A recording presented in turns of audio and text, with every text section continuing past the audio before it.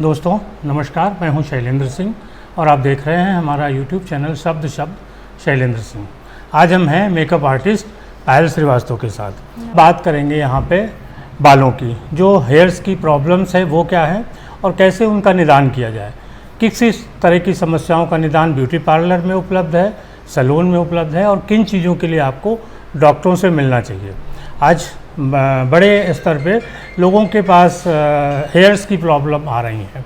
कहीं पे बाल झड़ रहे हैं, कहीं वो कम होते जा रहे हैं। कभी कभी ऐसा लगता है कि हमारा स्कल्प दिख रहा है और बाल गायब होते जा रहे हैं। उसके बाद फिर आप करें क्या? तो इन सारी समस्याओं के समाधान के लिए आज हमें पायल जी के साथ और ये बताएंगी क्या चीज़ें हैं। बालों की जो समस्याएं हैं वो क्या क्या हैं, क्या समस्याएं लेके लोग आपके पास आते हैं? इस बीच सबसे बड़ी जो समस्या है वो हेयर फॉल की समस्या है। बिकॉज़ हेयर फॉल बच्चे से लेकर आज जो है, पहले बच्चों में ये समस्याएं नहीं होती थी, बट अब 10 साल के बच्चों में भी ये समस्याएं सुनने को मिल रही है कि हेयर फॉल हो रहा, और बड़ों में तो ये समस्याएं बहुत ही आम है। तो सबसे पहले तो हेयर फॉल क्यों होता है ये भी जानना बहुत ज़रूरी है। हेयर फॉल का सबसे जो मेजर रीज़न है वो है, हम लोग आजकल जो खान पान हमारा है वो बहुत बिगड़ गया है। पहले जो हमारी दादी होती थी या नानी होती थी, उनका खान पान बहुत अच्छा होता था, तो मैंने देखा है कि वो 80 साल तक में उनके बाल का बिल्कुल नहीं झड़ते थे और काले रहते थे। और बट अब क्या हो गया है कि 10 साल के बच्चों में हेयर फॉल की समस्या इसलिए ज़्यादा हो रही है बिकॉज़ हेयर फॉल जो है खाने से बहुत रिलेटेड है। हरी सब्जियों का उपयोग कम कर रहे हैं हम, दूध दही कम ले रहे हैं, जी, प्रोटीन कम खा रहे हैं, आयरन, दूध, दही, जो चीज़ें हमारे अंदर पौष्टिक चीज़ें जाती थी वो अब नहीं जा रही है।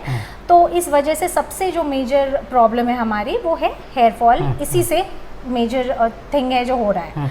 और दूसरा आजकल जो प्रदूषण बढ़ रहा है, हाँ, प्रदूषण बढ़ रहा है। हम बाल धो के और बाहर चले जा रहे, जो यूवी रेज है वो हमारे पहले ये चीज़ें पोल्यूशन से नहीं थी, अब जो यूवी रेज है वो बालों को डायरेक्ट इफेक्ट कर रही हैं, तो उससे भी हमारे बाल पे जो स्काल्प पे तरह तरह की बीमारियां हो रही हैं, डैंड्रफ्स हो रहे हैं, जो हम नहीं समझ पा रहे हैं कि वो कैसे हो रहा है। एक चीज़ और बार बार लोग कहते हैं कि जब हम अलग अलग तरीके के शैम्पू या साबुन, पहले तो लोग साबुन भी यूज़ करते थे, तो वो भी नुकसान करता है। बिल्कुल करता है, क्योंकि हम पहले तो यही नहीं समझ पाते हैं कि हमारा हेयर टाइप कैसा है।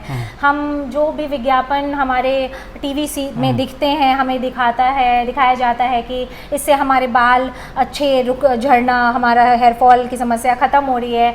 अगर हमारे हेयर का जो टाइप है वो ऑयली है और हम उसको देख कर ले रहे हैं, विज्ञापन देखकर हम ड्राई जो चीज़ें हैं उसके अकॉर्डिंग ले रहे हैं, तो क्या हो जाता है कि हम बिल्कुल ऑपोजिट प्रोडक्ट यूज़ कर रहे हैं, जिससे कि हमारे हेयर फॉल और भी ज़्यादा बढ़ जाती है। तो सबसे पहले हमें ज़रूरी है एजुकेट होना कि हमारी स्किन, हेयर को क्या चीज़ सूट करेगा, हमारा टाइप क्या है। सबसे पहले ज़रूरी है हेयर को एजुकेट करना लोगों को।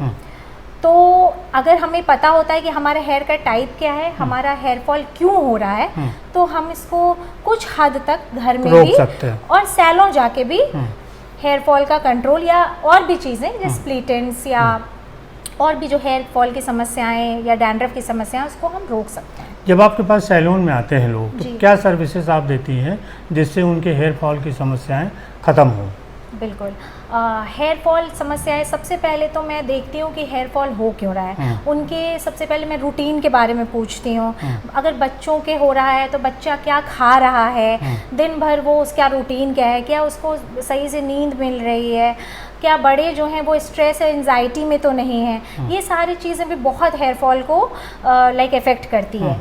तो पहले तो मैं उनसे यही सब सारी रूटीन्स पूछती हूँ और उनका जो दिनचर्या क्या वो कर रहे हैं वो सब पूछती हूँ।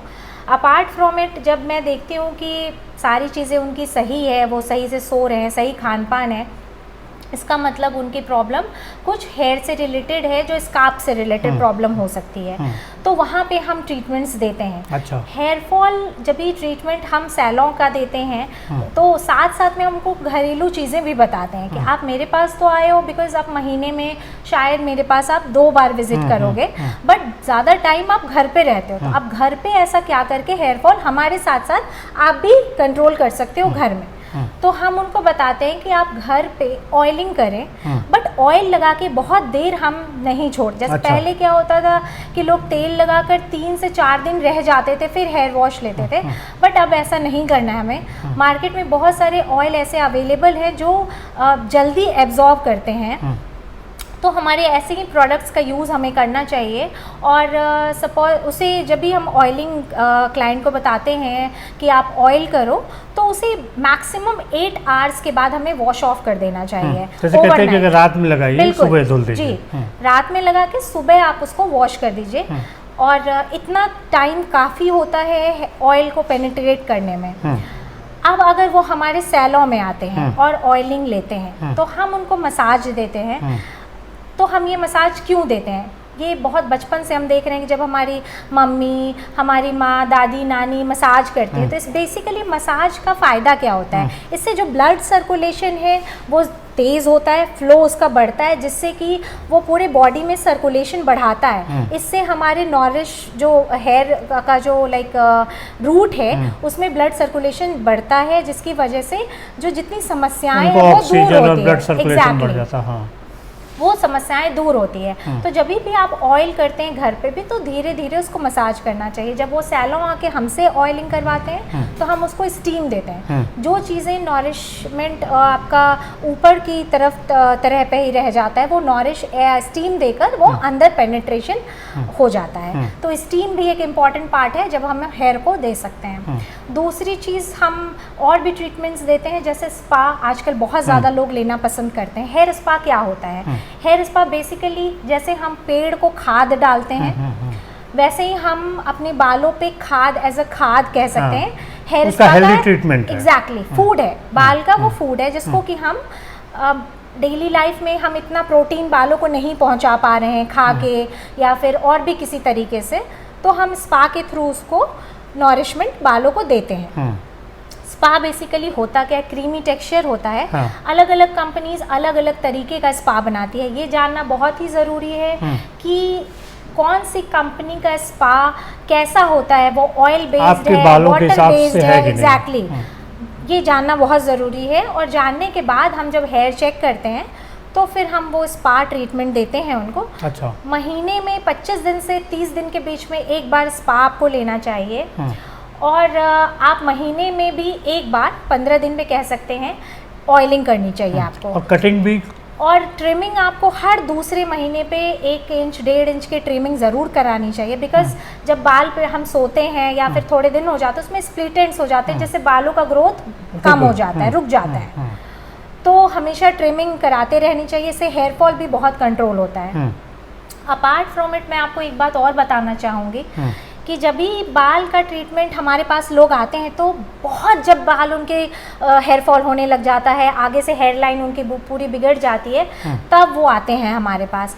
उस टाइम पे क्या होता है कि जब हम उनके बाल छूते हैं और छूते के साथ हमारे हाथ पे जब उनके बाल आते हैं तो हम उनको एक सजेशन देते हैं कि अब देर हो चुकी है, जो ट्रीटमेंट हमारे पास अब नहीं है, हम चाहते हैं कि आप जल्दी से जल्दी वो ट्रीटमेंट किसी डर्मेटोलॉजिस्ट से जाकर हेयर समस्या को अपनी बताकर और लीजिए, जिससे कि जल्दी वो डॉक्टर समझ पाएंगे कि ये ट्रीटमेंट, बिकॉज हमें एज अ हेयर एक्सपर्ट हमें भी अपनी लाइन मालूम होनी चाहिए, कहाँ तक हम हेयर का फॉल का कंट्रोल हम अपनी तरह से कर सकते हैं और कहाँ से डॉक्टर का ट्रीटमेंट शुरू होता है। एक्चुअली पायल जी के कहने के मतलब है कि बहुत सारी समस्याएं ऐसी हैं जो सैलून में हल नहीं हो सकती, जो आपकी बॉडी के से जुड़ी हुई होती हैं।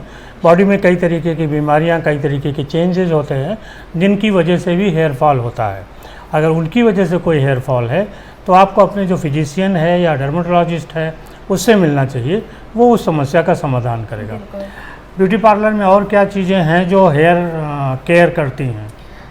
जैसे बहुत लोग आते हैं कि हमारे बाल बीच से टूट रहे हैं, उन्होंने कहीं से तो घर पे कुछ ख़राब कलर यूज़ कर लिया, बहुत ज़्यादा एक्सेसिव हिना का यूज़ कर लिया, जिसकी वजह से उनके बाल टूट रहे हैं। डैंड्रफ है उसकी वजह से टूट रहे हैं। कभी कभी बीच से बाल इसलिए भी टूटते हैं, जब भी आप कहीं कलर कराते हैं वो कलर के क्यूटिकल्स तो ओपन कर देते हैं बट उसको क्लोज नहीं करना जानते हैं, जब भी आप ख़राब जगह से कहीं से अपने बाल को कलर कराते हो, तो उस वजह से हमारे जो बाल हैं वो बीच से टूटते हैं। तो जब भी हमारे बाल बीच से टूटते हैं तो ऐसे के लिए आजकल हमारे पास सब सारे सैलून में लगभग केराटिन ट्रीटमेंट अवेलेबल है।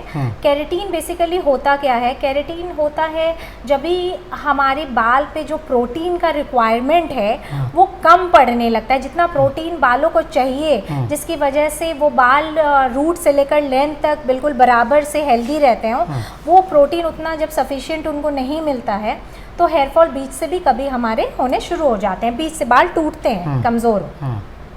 तो ये बाल केराटिन उसमें लाभ करता है। एग्जैक्टली, केराटिन हम उस पर डिपॉजिट करते हैं आयनिंग के थ्रू, उसको हम केराटिन बालों पे अप्लाई करते हैं। ये बेसिकली रूट्स पे अप्लाई नहीं होता, ये लेंथ पे अप्लाई होता है। तो इसीलिए मैंने आपको कहा कि अगर आपके बाल बीच से टूट रहे हो तो हम केराटिन का यूज़ करेंगे। इसको आयनिंग के थ्रू हम केराटिन को डिपॉजिट करते हैं बालों में, और इससे बालों का फ्रिजीनेस भी कम होता है। लगभग केराटिन लास्ट करता है 8 से 9 महीने में, और कह सकते हैं कि 50 से 60 वॉशेस ये देता है, और अच्छा खासा केराटिन बालों पे हेयर फॉल को कंट्रोल कर लेता है। अच्छा। तो आजकल केराटिन ट्रीटमेंट बहुत ज़्यादा इन है। अगर आपके बाल बीच से टूट रहे हैं, आपके बाल अनहेल्दी हैं, कलर को लेकर रूट टचअप या बहुत सारे कलर आपने यूज़ कर रखे हैं, बहुत सालों से यूज़ कर रहे हैं, तो केराटिन ट्रीटमेंट आपके बालों को ज़रूर लाभ पहुँचाएगा।